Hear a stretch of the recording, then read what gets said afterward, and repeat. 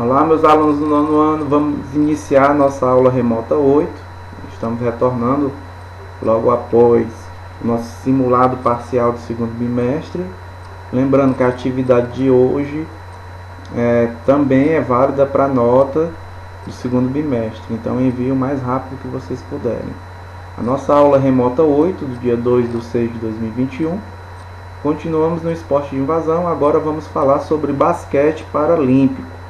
Sou o professor André Oliveira, da disciplina de Educação Física. Basquete paralímpico, o basquete em cadeira de rodas, é um esporte entre os esportes coletivos praticados por atletas com limitações físico-motoras, mais precisamente nos membros inferiores. Como vocês podem ver aí, as práticas desde o início até atletas de alto rendimento que participam de Olimpíadas. E aí a gente vai ver um pouco de como começou esse basquete, esse basquete paralímpico, como surgiu. Primeiro com o neurologista alemão Ludwig Guttmann, criou os Jogos Paralímpicos, sendo um dos pioneiros do esporte para reabilitação física para deficientes, sendo considerado o pai do paradesporto, do esporte paralímpico, principalmente da modalidade basquete, que foi uma das primeiras praticadas, implementadas por ele.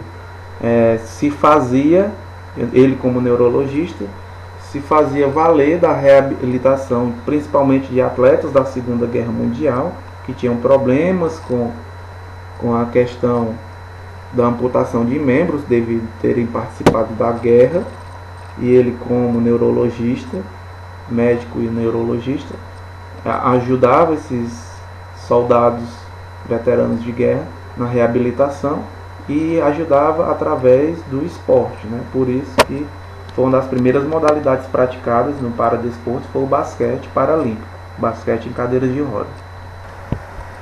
E aí vocês podem ver das primeiras competições nas figuras aí, tanto para esses atletas nas cadeiras de roda, tanto foi o basquete em cadeiras de roda, como o tiro ao alvo, Isso começou, como eu acabei de explicar, por conta dos veteranos que tinham problemas de amputação devido a pisar nas minas e devido à guerra que aconteceu entre 39 e 45, a Segunda Guerra Mundial. Em 48 teve os Jogos de Londres, Jogos Olímpicos de Londres. Guttmann era de Londres, morava em Londres, ela alemão, mas morava em Londres. Organizou competições de arco e flecha e basquete em cadeira de rodas, com 16 atletas, 14 homens e 2 mulheres portadores de deficiência, e chamou muita atenção. Ele foi muito esperto em organizar essas competições paralelo às Olimpíadas de Londres. Ele organizou essas competições em paralelo na cidade de Stoke City, certo? Organizou essas competições enquanto estava acontecendo os Jogos Olímpicos de Londres. Ele organizou essas duas competições, do basquete em cadeira de rodas e o arco e flecha, para poder chamar a atenção de todo mundo para essas pessoas portadoras de deficiência. Tanto acabou chamando a atenção Guttmann, que a competição ficou bastante conhecida, ficou conhecida como Stoke Mandeville Games. Passou com o padrão a ter caráter internacional, porque não tinha só atletas de Londres, começaram a participar atletas alemães, atletas holandeses, e a competição começou a ficar maior em 1952, com a organização desses jogos. E como vocês puderam ver aí, teve um salto, da quantidade de participantes. No início eram 14 homens e 2 mulheres, e agora já 130 inscritos 4 anos depois. E aí a primeira vitória com a organização dos jogos, os primeiros Jogos Paralímpicos em Roma, em 1960. Vocês estão podendo ver aí a abertura dos jogos, com pessoas com cadeirantes, pessoas que iam praticar modalidades esportivas nas cadeiras de roda, que já foram na primeira 400 inscritos de 23 países, participando de 8 esportes: tênis de mesa, tiro ao arco, basquete em cadeira de rodas, natação, esgrima e atletismo.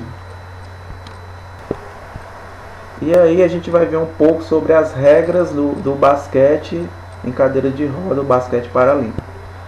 A modalidade é praticada por atletas com deficiência físico-motora, né, principalmente atletas que têm essas deficiências nos membros inferiores. As partidas duram são 4 quartos de 10 minutos cada. O relógio é pausado nos pedidos de tempo e toda vez que a bola sai de quadra. Cada equipe conta com 5 jogadores em quadra. A gente vai ver isso aí já daqui um pouquinho mais detalhado. A dimensão da quadra e a altura da cesta são as mesmas utilizadas no basquete olímpico, ou seja, não muda, né? É uma coisa bastante interessante para eles verem que não tem limitações, né? Não tem diferença entre eles, né? Se utilizam da mesma dimensão da quadra e da mesma altura da cesta. Após 2 impulsões nas rodas da cadeira, o atleta deve arremessar, quicar a bola ou passar a bola para outro, né? Duas impulsões que ele dá na cadeira, girando a roda, ele já tem que passar, não pode passar de 2 impulsões. Todas as cadeiras de rodas, tanto no masculino quanto no feminino, são adaptadas e padronizadas pelas regras da Federação Internacional de Basquete em Cadeiras de Roda. A cadeira de rodas pode ter 3 ou 4 rodas, isto é, 2 rodas grandes atrás, como vocês estão podendo ver aí. As rodas grandes devem ser inclinadas para ter mais apoio, certo? Ter mais equilíbrio da cadeira, ela não virar com tanta facilidade. Por isso que as rodas grandes são um pouco mais inclinadas, não são retas.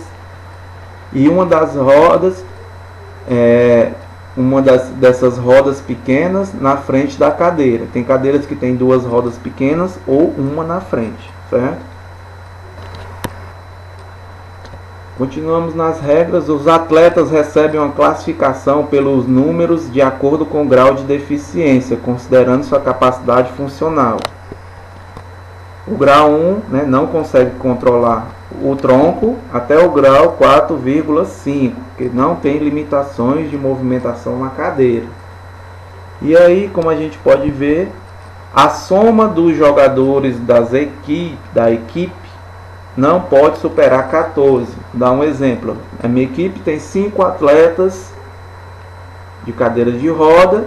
E esses 5 atletas, somando junto, a deficiência não pode ultrapassar 14. Um exemplo, um atleta tem que ter a deficiência número 2, o outro 2,5, o outro 3, o outro 1. Não pode, a soma de todos os 5, meus 5 atletas que estão em quadra, não pode passar de 14.